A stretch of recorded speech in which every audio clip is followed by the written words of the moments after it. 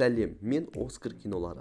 Бүгін біз сіздерге ұлы француз патшасы жаулап алушысы Наполеонның құрметіне түсірілген шынайы оқиғаларға негізделген фильмге қысқаша шолу жасаймыз. Жалпы өзінің әскери жорығында 3 миллионнан астам адамды өлтірді. Киноның басында бізге 1793 жылы ұлы француз революциясын көрсетеді. Ашу ызалы халық биліктің патша әулетін құлатып, оның соңғы билеушісі Мария Антуанеттаны ұстап алған. Ақыры оның жазасын бермекші. Ол ашулы топтың қасынан еңсесін биік көтеріп, патша әулетіне сай жүріп өтті. Оны гильотинаға, яғни жазалайтын орынға басын қойды. Ақыры құрылғының өткір жүзі қаншайымның басына түсіп, халықтың қуанышына себепкер болды. Көрермендердің арасында біздің басты кейіпкер, артиллериялық офицер Наполеон Бонапартты бақылауда. Кейінірек сенат қаншайымның өлімін талқылап жатқанда, Наполеон армия комиссары Тулон порты жайлы пікірталасады. Комиссар портты ағылшын әскерлері басып алғаны. Бұл порт Француз республикасының жанды жері. Соны қайтара алмасақ, республика құлайды деп ескертеді. Наполеон бұл порт қалай емес, яғни оп-оңай республикаға қайтаруға уәде беріп аттанады. Біздің басты кейіпкер сол жерде жатқан ескі зеңбіректі балқытып, жаңасын құйдырмақшы. Және сол жерде айналшықтап, шабуыл жасау жоспарын құрады.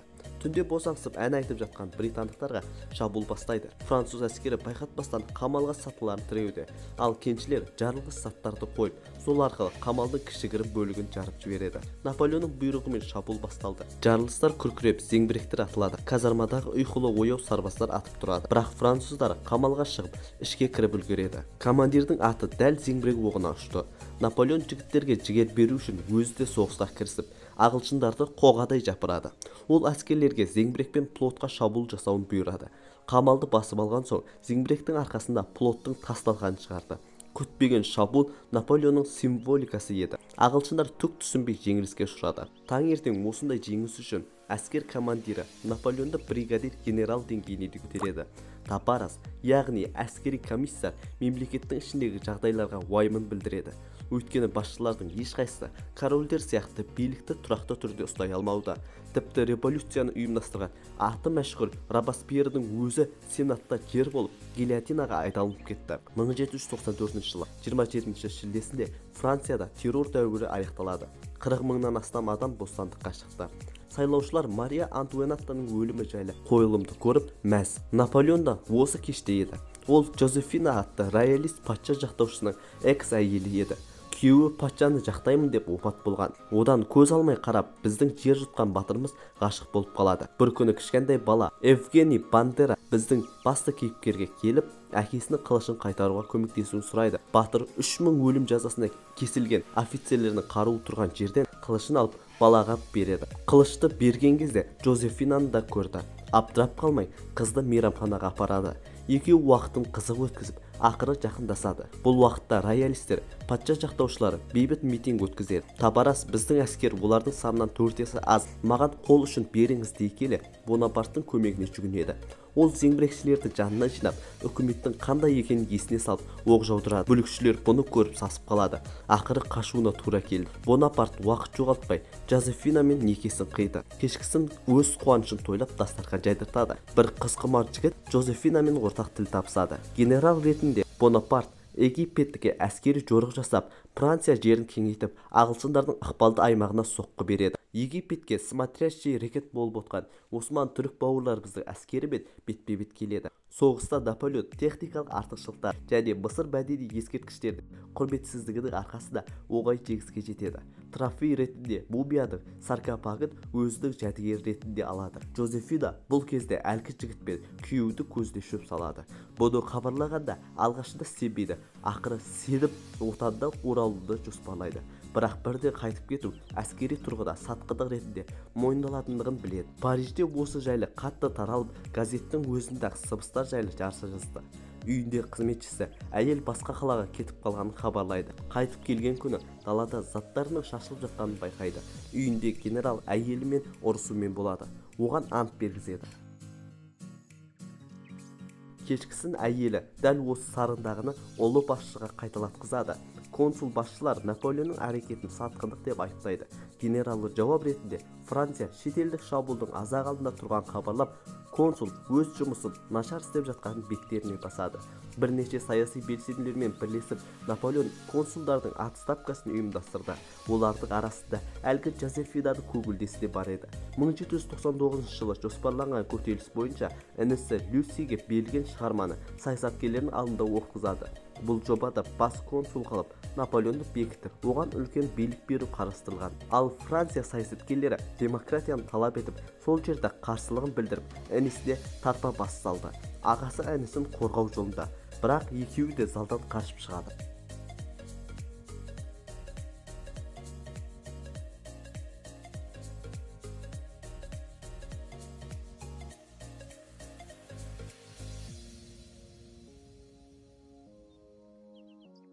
Бірақ сыртта сарбаздар күтіп тұр.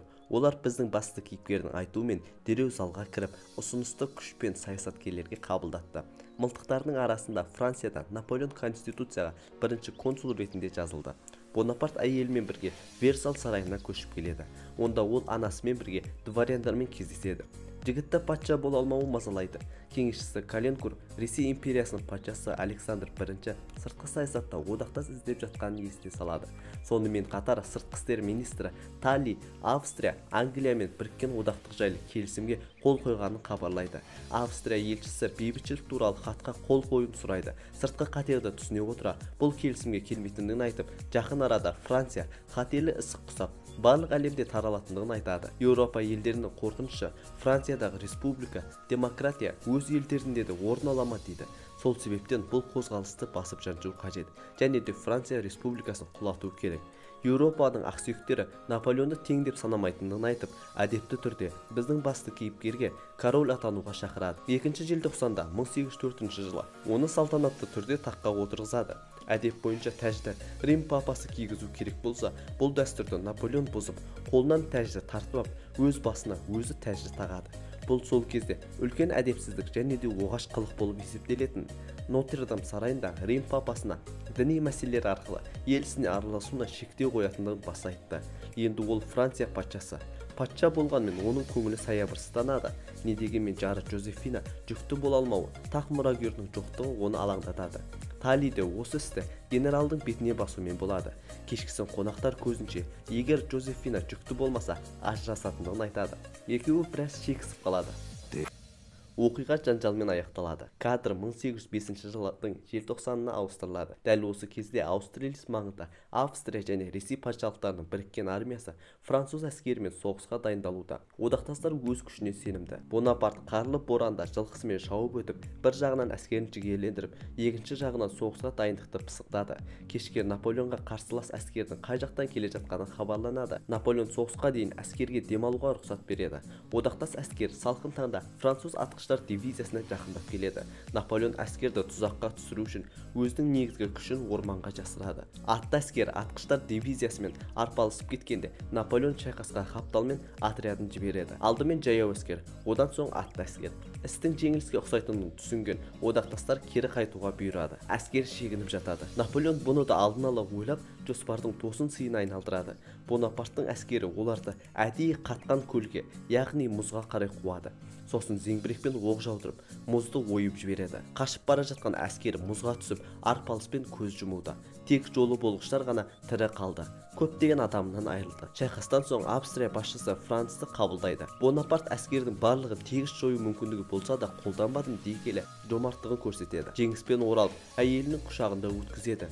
Генералдың анасы ұлына немере аңсап жүргенін айтып, оған жап-жас қыз дайындап қойғанын жеткізіп, барар жолда айтады. Ақыры Наполеон ұялшақтап барып, қыздың бөлмесіндегі жарықты сөндіреді. Біраз уақыттан соң әлгі қыздың жүкті екенін айтып, мәселе Жозефинада, ол бедеу деумен болады. Мұрагер заңды болу үшін ғашығы Жозефинамен ажырасу керек. Қанша жерден қатты сүйсе, ақыры қызбен ажырасуға бел байлайды. Қыз ажырасу туралы хатты оқыған соң Мальмисон сарайына жол тартады. Екеуі ажырасса да, бір-бірімен хат алмасып, ыстық сезімін жасыра алмай жүреді. 1807 жылы Наполеон Александр I-мен одақ құрады. Олардың одағы британдарға қарсы өшпенділігін біріктіреді. Қарым-қатынасын туыстық байланыстан нығайту мақсатында француз орыс императордың әпкелерінің бірін өз туысқандарына ұсынады. Александр болса бұл тақырыпты әдептілікпен тастап кетеді. Олар бір-біріне деген сенімі жоқ. Оның ойы Австрия император Францтың қызы Марияға түседі. Көп сөзбай ол оған ұл туады. Император баласына деген сезімін жасыра алмады. Нәрестені алып Жозефинаға әкеледі. Жозефина оны көріп бөпеге деген махаббатын көрсетеді. Бонапарт өз күшін пайдаланып, Еуропа елдерін британдармен сауда-саттық жасауға тыйым салғанына қарамастан, Александр I өз порттарын ағылшындар үшін ашады. 1812 жылы Еуропаның біріккен армиясы Ресейге қарсы 600 мыңдық жер қайысқан қолымен басып кіреді. Қаз-қатар келе жатқан әскерге Ресейдің әскері партизандық шабуылдар жасау арқылы әскердің сабын бұзып, әскерді үзеді. Ақыры Бородино ауылының маңында қиян-кескі шайқас орын алады. Дәл осы соғыста француздар 28 мыңнан астам әскерінен айырылады. Сонда да Наполеон ұлы жеңіс хатында Мәскеуді алмай тыныштық таппайтындығын жеткізеді. Әр әскерімен сөйлесіп оларды жігерлендіреді. Көп ұзамай әскер Мәскеуге келеді. Бір қызығы, Мәскеуде жан баласы жоқ, қаңырап бос қалған. Хандық резиденцияны аралап жүріп, орыстар жеңілгенін мойындай алмайды деп қорытындыға келеді. Түнде терезе маңынан жалынды көріп оянады. Сөйтсе орыстар Мәскеуді жауға бермес үшін әдейі өртеп жіберген екен. Генерал ашуланады. Петербургты алуға деген амбициясы оның негізгі қателігі болды.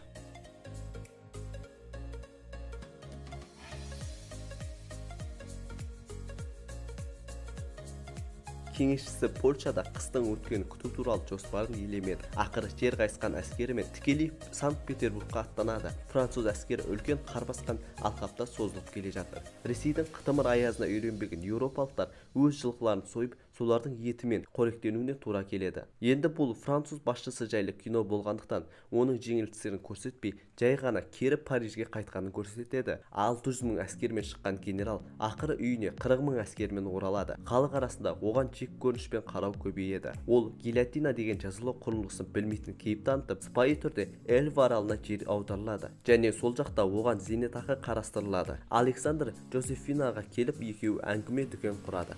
Әңгімесінің соңы екеуінің валисімен аяқталады. Газет арқылы дәл осыны көрген Наполеон қатты ашуланып, бұлыңғыр болашағына қарамастан елге оралуды шешті.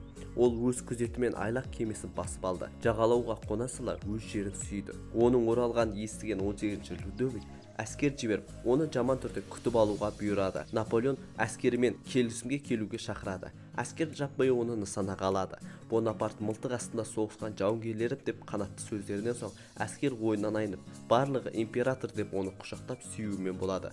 Бонапарт экс әйелінің сарайына келеді. Сөйтсе ғашығы о дүниелік болған екен. 1815 жылы наурыз айында одақтастар күші қайта жиналып, Бонапартты жеңу үшін сандық басымдыққа ие болу керектігіне келісіп, әскер жинайды. Біздің басты кейіпкері Ватерлоо түбінде жеңісін жоспарлауда. Жаздың басында одақтастар әскері келіскендей жиналады. Бонапарт жаңбыр жауынына байланысты шабуыл жасауға асықпайды. Оның бірінші нысанасы Британ әскерін Пруссия әскері келгенше талқандау. Сол кездегі снайперші алыс қашықтықтан Наполеонды көздейді, бірақ басшылық атуға тыйым салады. Атшабар Пруссия әскері жақындап қалғанын жеткізгенде уақыт жоғалтпау мақсатында шабуылды бастайды. Алдымен зеңбіректер әскердің алдыңғы шебін бұзады. Содан соң соғысқа жаяу әскер араласады. Олардың шабуылын зеңбірек оғы қолдайды. Жаяу әскер қашықтықтың жартысын жүгіріп өткенін көріп, атты әскерді іске қосады. Британдықтар атты әскерді қорғаныс құру арқылы қарсы алады. Бірте-бірте атты әскерлер позициясы әлсіреуде. Бұны көруге шыдамаған Наполеон екінші толқынды өзі бастап жорыққа аттанады. Жеңіс уысында бола тұра тайқып шығып кетті. Себебі Пруссия әскері қапталдан соққы беруі Наполеон әскерінің жеңіліске ұшыратты. Ол амалсыздан әскерін өлімге қалдырып, Пруссия Британ басшыларына сәлемін жеткізіп, ерлікпен шегінуге мәжбүр болады. Кейінірек басшылар ағылшын бортында кездеседі. Герцог Наполеонның іс-әрекет ерліктерін жоғары бағалап, сені атудың орнына Африканың маңайындағы әулие Елена аралына жер аударылғанын айтады. Онда ол ертегілер өзінің өмір баянын жазып, дәл сол аралда 6 жыл тұрақтап 5 мамыр 1821 жылы қайтыс болады. Фильмнің соңы оның соғыстарда қаза тапқан адамдардың санымен аяқталады. Дәл осылайша аңыз адам жайлы фильм өз мәресіне болса, достар, біздің еңбекті бағалап, біздің каналға қолдау көрсетулеріңізді сұраймыз. Қош сау болыңыз.